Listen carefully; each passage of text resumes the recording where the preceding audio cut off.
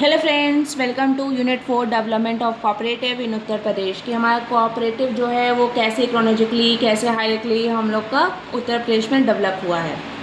हम जैसा कि आप लोग पहले जानते हैं कि 1904 में first law passed on famine commission report. 1994 में आपको पता है कि पहले जो एक्ट था कि उसको पास हुआ था, ठीक है वो। और फेमाइन कमीशन ने रिपोर्ट क्या थी, रिपोर्ट उन्होंने क्यों की थी, उनका गोल क्या था, save farmers from money lenders, मतलब जो हैवी मनी लेंडर्स हैं उन लोग को फार्मर्स से बचा लेने के लिए। ये 1904 में हुआ था, ठीक है। उसके बाद 1912 में क्या हुआ था, कोऑपरेटिव सोसाइटीज़ एक्ट 1912 इनैक्टेड, जो कि सबसे ज़रूरी पॉइंट है कि कोऑपरेटिव सोसाइटी एक्ट 1912 में इनैक्ट हुआ था। फिर क्या हुआ था, growth beyond credit into seeds, fertilisers and marketing. इससे एक्सपैंड किया गया जो हमारा कोऑपरेटिव सोसाइटी और मूवमेंट है ना, जो हमारा ये कोऑपरेटिव सोसाइटीज़ एक्ट 1912 है ना, इसको एक्सपैंड कर दिया था हमारे मूवमेंट और सेक्टर्स को। फिर हम लोग 1917 में आते हैं, ये हिस्ट्री बनाया, establishment of Katra cooperative milk society in Allahabad. ये इंडिया का पहला डेयरी कोऑपरेटिव सोसाइटी था। तो अगर कोई हम लोग से पूछे इंडिया का पहला डेयरी कोऑपरेटिव सोसाइटी कहाँ इस्टेब्लिश हुआ था, तो वो क्या कहते हैं, ये इलाहाबाद में हुआ था। क्या हुआ था, कटरा कोऑपरेटिव मिल्क सोसाइटी हुआ था।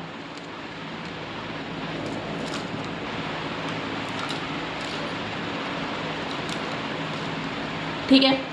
अब मतलब 1917 में पहला हुआ था कटरा कोऑपरेटिव मिल्क सोसाइटी, जो इलाहाबाद में हुआ था, इंडिया का पहला डेयरी था। और फिर 1938 में इसका ऑर्गेनाइजेशन किया गया था। फिर रजिस्ट्रेशन किया गया था किसका, Lucknow milk producer cooperative limited, ठीक है। India first organised multi tier milk union, India का पहला ऑर्गेनाइज और मल्टी टायर आपका मिल्क यूनियन को ऑर्गेनाइज, मतलब इसी में ऑर्गेनाइज करके ये हमारा लाया गया था। तो 1970 में हमारा Katra cooperative milk society Allahabad में हुआ। 1938 में Lucknow milk producer cooperative society हुआ था। कटरा वाला इंडिया का पहला डेयरी कोऑपरेटिव सोसाइटी था, लखनऊ वाला इंडिया का पहला organised multi tier milk union था, ठीक है। 1943 एपेक्स, इसमें क्या हुआ था, foundation of Pradesh cooperative federation, that is PCF in Lucknow. तो जो प्रदेश कोऑपरेटिव फेडरेशन था, जो कि कह सकते हैं कि हमारा प्रादेशिक संघ, मतलब पहली बार जो पूरा प्रदेश कोऑपरेटिव संघ एक बार आया, वो लखनऊ में हुआ था 1943 में। Centralised state level crop procurement and supply chain, ठीक है। 1965 में क्या होता, Uttar Pradesh cooperative societies act 1965 हमारा बना। 1965 को हम कह सकते हैं लीगल शील्ड ये हमको दिया था कि लॉ गवर्निंग मैनेजमेंट और ऑडिट्स हम लोग के पास आया था। और वो किसके आया था, Uttar Pradesh cooperative societies act 1965 से।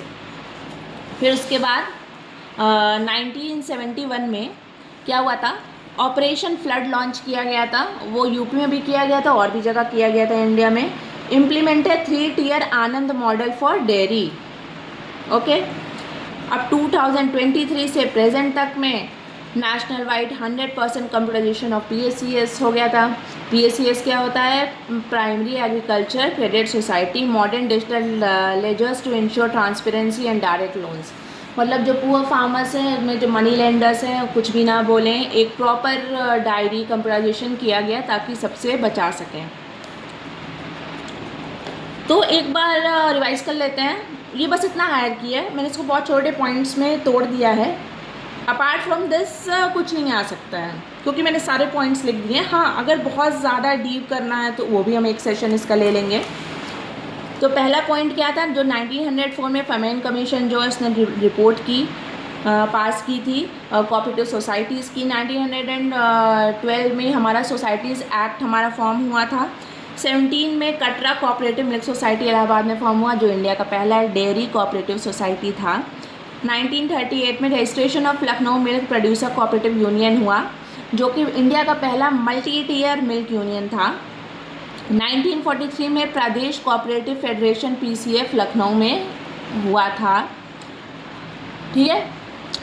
फिर वो centralised state level crop procurement और सप्लाई चेन था। फिर 1965 में Uttar Pradesh cooperative societies act 1965, जो हम लोग का एक लीगल फ्रेमवर्क, लीगल शील्ड हमारा बना था कोऑपरेटिव सोसाइटी का, जो कि सारे लॉ, मैनेजमेंट, ऑडिट, गवर्निंग हुए थे। उसके पास आपका 1971 में क्या हुआ था, ऑपरेशन फ्लड लॉन्च किया गया था, और उसमें हम लोग 3 टियर, जो आनंद मॉडल कहाँ था, आनंद मॉडल था गुजरात का, उसी के अकॉर्डिंग, उसी के बेसिस पे ये आपका अमूल वाला जो था कोऑपरेटिव सोसाइटी, उसी में आता है, ठीक है। और अब से प्रेजेंट में क्या तक हुआ कि 100% जो हमारे कोऑपरेटिव सोसाइटी के डिजिटल थे, डॉक्यूमेंट्स थे, डाटा बेस है, उसका 100% कंप्यूटराइजेशन कर दिया गया था, ठीक है। अब इसी में एक स्मॉल टॉपिक है, एग्रीकल्चर क्रेडिट स्ट्रक्चर कैसे कैसे होता है। हमेशा कोऑपरेटिव सोसाइटी की बात जब भी होगी तो एपेक्स में नेशनल नहीं आएगा, एपेक्स में आपका स्टेट लेवल आता है। स्टेट पे क्या आएगा, UP cooperative bank limited, UPCB manages and state level funds and allocations, ठीक है। डिस्ट्रिक्ट लेवल पे क्या आएगा, डिस्ट्रिक्ट कोऑपरेटिव बैंक होगा, जो कि लोकल डिस्ट्रिक्ट को फाइनेंस करता है, ब्रांचेज और सेंटर्स को डील करता है। और विलेज लेवल पे क्या आएगा, पीएसीएस क्या होता है, प्राइमरी एग्रीकल्चर क्रेडिट सोसाइटीज़ होता है, जो कि क्रॉप लोन देता है, सीड्स और fertilisers directly to the farmers देता है। अब जो ये हमने अभी तक बात की है, ये development of cooperative in Uttar प्रदेश हमने बात की है।